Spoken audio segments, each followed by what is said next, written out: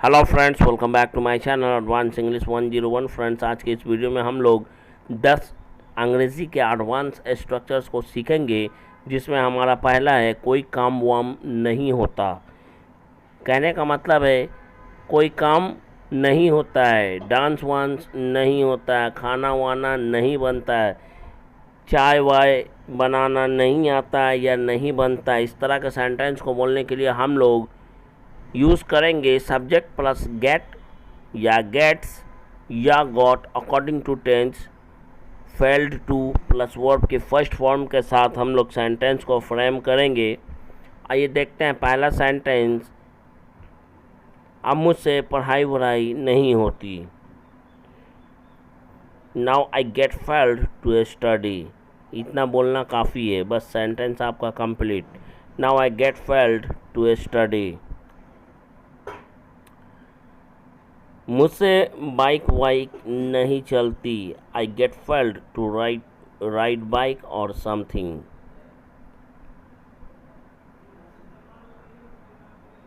पहला सेंटेंस है now I get failed to study और समथिंग। और समथिंग लगाना ज़रूरी है। मुझसे सुबह 4 बजे नहीं उठा जाता। I get failed to wake up at 4 o'clock। अब उससे खाना वाना नहीं बनता। She get failed to cook food or something. अब मुझसे डांस वांस नहीं होता। Now I get failed to dance or something. Now I get failed to dance or something. दूसरा हमारा स्ट्रक्चर होगा कभी तो डांस वांस कर लिया करो, कभी तो अंग्रेज़ी बोल लिया करो, कभी तो खाना वाना खा लिया करो। इस तरह के वाक्य को बोलने के लिए हम लोग सबसे पहले कभी तो के लिए डू एवर का यूज़ करेंगे और अंग्रेज़ी के लिए अंग्रेज़ी के बाद बंग्रेज़ी और डांस के बाद वांस और खाना के बाद वाना वाले शब्द के लिए केवल और समथिंग का यूज़ करेंगे। इसे ध्यान से सुनेंगे। कभी तो के लिए डू एवर और जैसे वांस हो गया, बंग्रेज़ी हो गया या वाना हो गया, ऐसे शब्दों के लिए हम लोग और समथिंग का यूज़ करेंगे। इसका कंप्लीट स्ट्रक्चर है डू एवर प्लस वर्ब की फर्स्ट फॉर्म, उसके बाद और समथिंग का यूज़ करते हैं हम लोग। जैसे पहला सेंटेंस, कभी तो मेरे साथ बैठ कर एक कप चाय वाय पी लिया करो। Do ever have a cup of tea or something sitting with me. Do ever have a cup of tea or something sitting with me. कभी तो लोगों के साथ अंग्रेज़ी में बात कर लिया करो। इसके लिए हम लोग कहेंगे do ever talk with people या talk to the people in English or something. Do ever talk to the people in English or something. Do ever talk with people in English or something, or you can say do ever talk to the people in English or something. कभी तो बीमार होने का नाटक वाटक कर लिया करो। नाटक के बाद ये शब्द जो आया वाटक, उसके लिए और समथिंग का यूज़ करेंगे। Listen carefully. इसके लिए हम लोग कहेंगे do ever pretend to be sick or something. यहाँ प्रिटेंड टू बी सिक का मतलब होता है बीमार होने का नाटक करना। सीखने वाले लोगों के लिए ये वीडियो है, स्किप करके देखने वालों के लिए नहीं है। जिन्हें सीखना है वो इस वीडियो को केयरफुली देखें। कभी तो हमारे साथ बैठकर दारू वारू पी लिया करो। डू एवर ड्रिंक वाइन और something sitting with us. Do ever drink wine और समथिंग सिटिंग विद अस।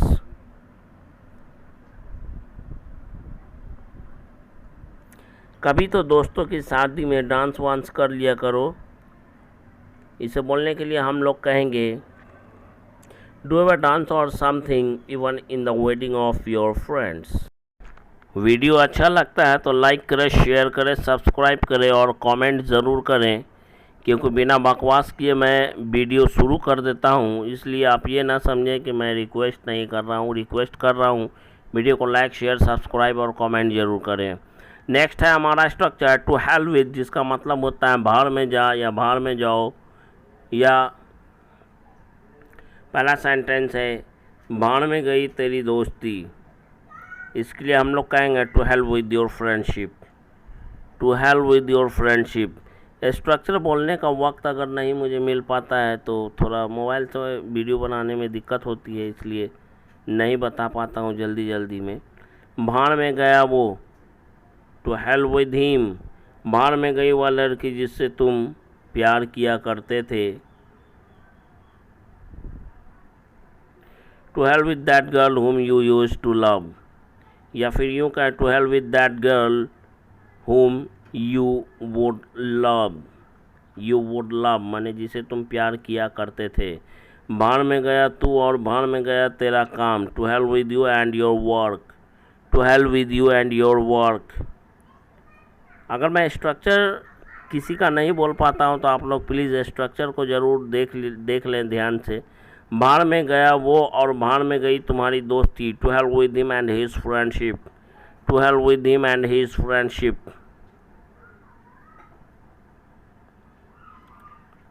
भाड़ में गया तू और भाड़ में गए तुम्हारे भाड़े के टट्टू।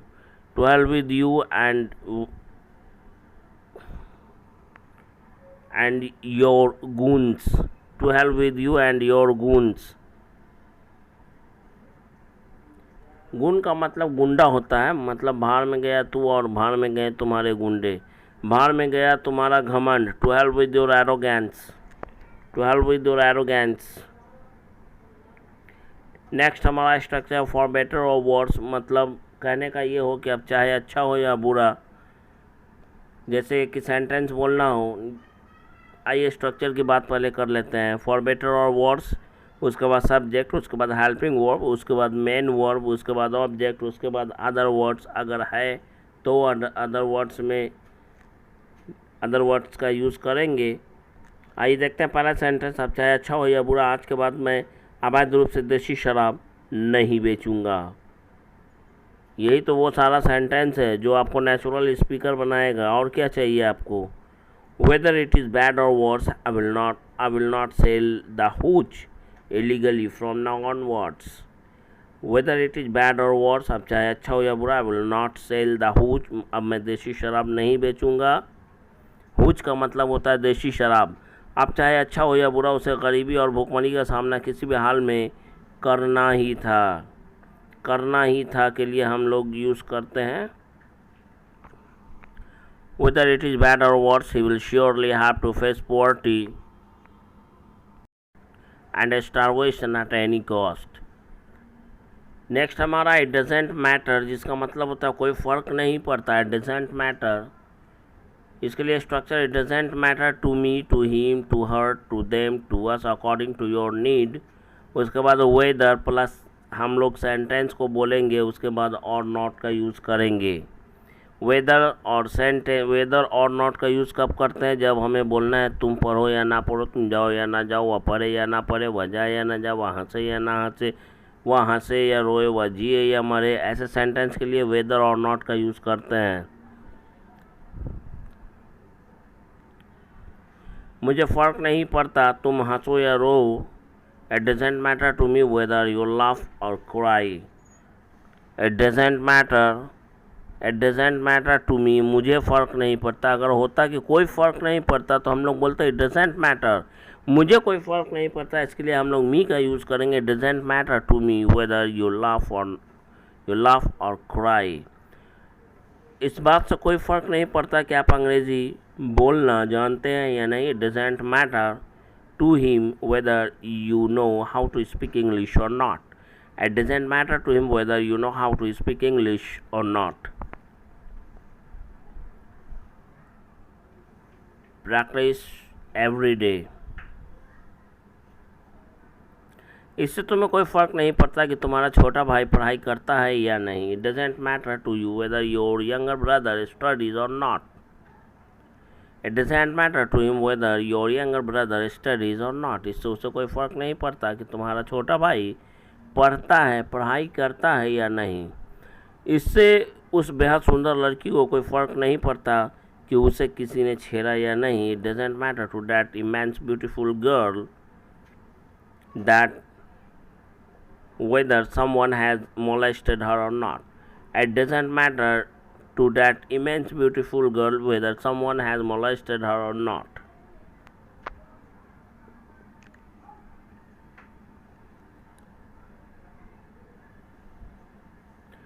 तुम पानी पियो या शराब, उससे मुझे कोई फ़र्क नहीं पड़ता है। It doesn't matter to me whether you drink water और वाइन।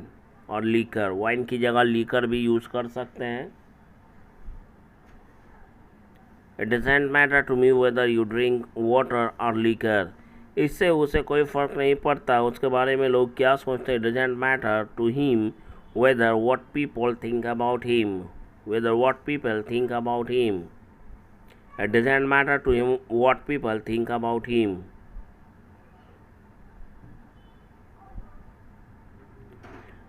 तुम्हारी पत्नी को कोई फ़र्क नहीं पड़ता कि उसकी वजह से तुम्हारे माता पिता को आज फुटपाथ पर ज़िंदगी गुजारना पड़ रहा है। इस इंग्लिश में बोलने के लिए हम लोग कहेंगे, सबसे पहले सेंटेंस का मेन पार्ट, तुम्हारी पत्नी को कोई फ़र्क नहीं पड़ता, it doesn't make any difference, या फिर यूँ का it doesn't matter to your wife, या फिर यूँ का it doesn't make any difference to your wife that because of her, उसकी वजह से टुडे आज your parents are having to lead or spend their life on the footpath, तुम्हारे माता पिता को फुटपाथ पर ज़िंदगी गुजारनी पड़ रही है। नंबर 6 पर है सेटअप, जिसका मतलब होता है स्थापित करना, लगाना, बसाना। ये setup a house with someone, किसी के साथ अपना घर बसाना। आप देख लीजिए, आपको ऐसा कहीं नहीं मिलेगा वीडियो, आपको पूरा डिटेल में एक एक वर्ड टू वर्ड समझा करके आपको बताया जा रहा है। सेटअप का मतलब होता है बसाना, लगाना या स्थापित करना।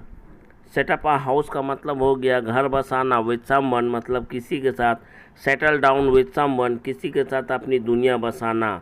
स्ट्रक्चर है subject plus helping verb plus settle down with, उसके बाद सेटल डाउन विद यूज़ करें या setup with according to need, आप दोनों में से कोई एक यूज़ करेंगे। उसके बाद नाउन या प्रोनाउन का यूज़ करेंगे। आइए देखते हैं पहला सेंटेंस, तुम्हें भी अब शादी करके घर बसा लेना चाहिए। Now you should also marry and settle down, now you should also marry and settle down. मेरा दोस्त भी अगले महीने अपनी पसंद की लड़की से शादी करके अपना घर बसाने जा रहा है या जाने वाला है। इस तरह के सेंटेंस को गोइंग टू से बनाते हैं या फिर टू प्लस वर्ब की फर्स्ट फॉर्म के साथ बनाते हैं। My friend is also going to settle down with the girl of his own choice in the next month. English को अपनी उंगली पर नचाना सीखिए। Try to learn how can you make your English dance on your finger. For that you will have to practice more and more. The more you will practice, the more you will get fluency, and the more you will become confident.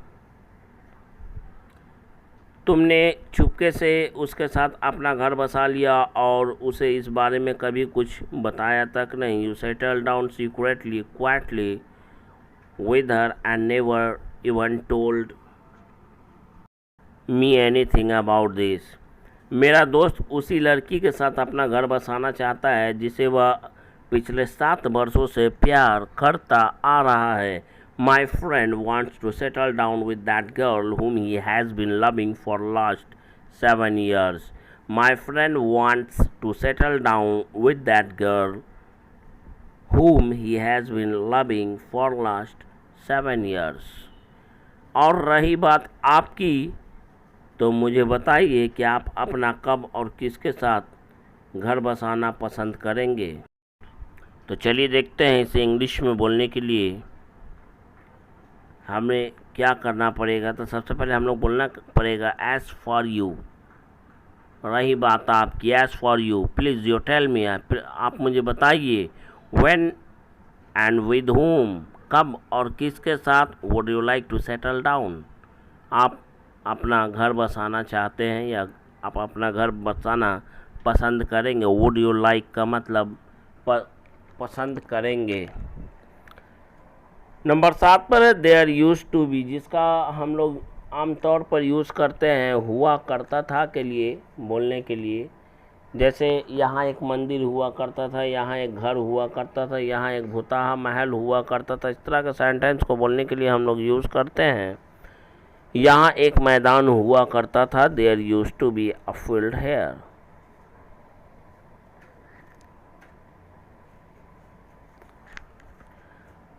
आज से ठीक 20 साल पहले यहाँ एक भूतहा महल हुआ करता था। इसे इंग्लिश में बोलने के लिए हम लोग कहेंगे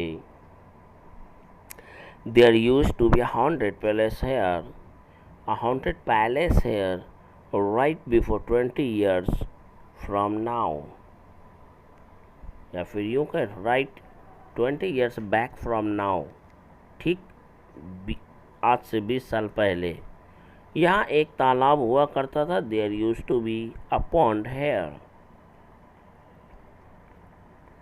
there used to be a pond hair.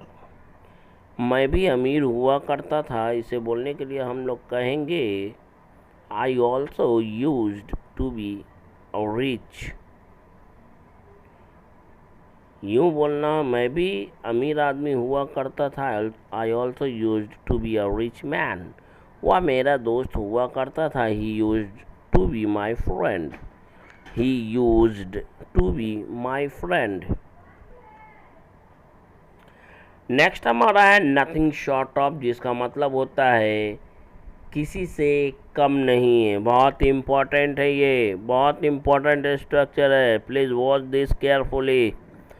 इसका स्ट्रक्चर की बात करें तो सबसे पहले subject plus helping verb plus nothing short of, उसके बाद आने वाला नाउन या ऑब्जेक्ट होगा। आज देखते हैं पहला सेंटेंस। तुम किसी जादूगर से कम नहीं हो। You are nothing short of a magician, you are nothing short of a magician. तुम्हारी छोटी बहन किसी एक्ट्रेस से कम नहीं है। Your younger sister is nothing short of an actress, your younger sister is nothing short of an actress.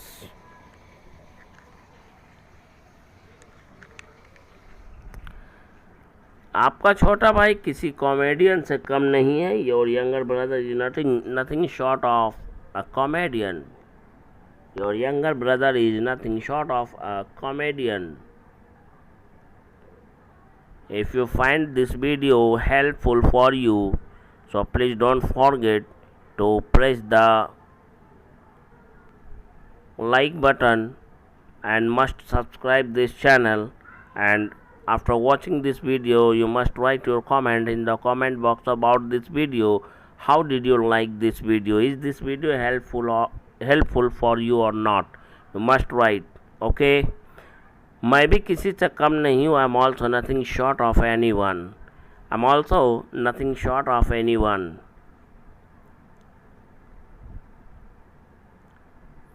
तुम किसी वकील से कम नहीं हो। You are nothing short of a lawyer, you are nothing short of a lawyer, you are nothing short of a lawyer.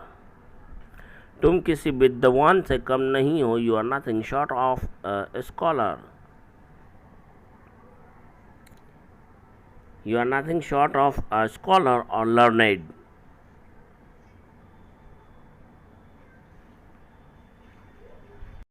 Next हमारा structure है जब भी बोलना हो की कमी है या की कमी चल रही है, इसके लिए हम लोग रनिंग शॉर्ट ऑफ का यूज़ करते हैं।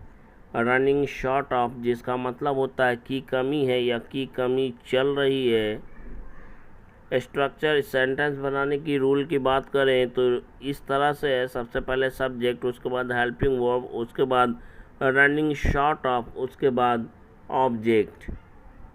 पहला सेंटेंस है मेरे पास पैसों की कमी है, या फिर यूँ कहें मेरे पास पैसों की कमी चल रही है। इसे इंग्लिश में बोलने के लिए हम लोग कहेंगे I am running short of money, या फिर यूँ कहें इन दिनों मुझे पैसों की कमी चल रही है, तो हम लोग कहेंगे this days I am running short of money. मेरे पास शब्दों की कमी है, बोलने के लिए हम लोग कहेंगे I am running short of words, या फिर मेरे पास शब्दों की कमी थी, I was running short of words.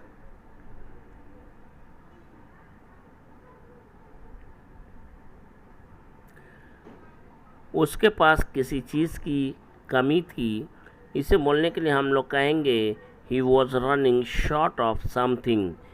ये वीडियो अच्छा लगता है तो प्लीज़ मेरे भाइयों इस वीडियो को ज़्यादा से ज़्यादा लाइक करें, शेयर करें, सब्सक्राइब करें और कमेंट ज़रूर करें। जब भी बोलना हो मुझे लगता है, जैसे मुझे अच्छा लगता है, मुझे बुरा लगता है, मुझे ख़राब लगता है, इस तरह की बात को बोलने के लिए आई फाइंड का यूज़ करते हैं। जैसे पहला सेंटेंस है, मुझे वह आदमी एकदम बोरिंग लगता है, तो इसके लिए हम लोग कहेंगे I find that man quite boring. I find that man quite boring. मुझे तुम्हारे बच्चे बहुत क्यूट लगते हैं। I find your kids very cute. I find your kids very cute.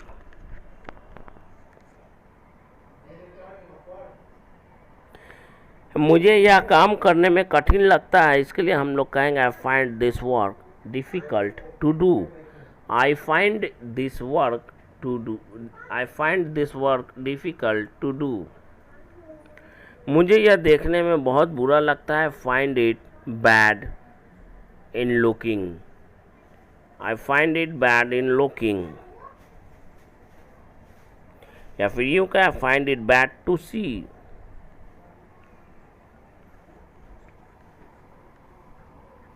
मुझे वह देखने में अच्छा लगता है। Find it good to see. I find it good to see. So guys, that's all for today's video. See you tomorrow in the next video. For till then, goodbye.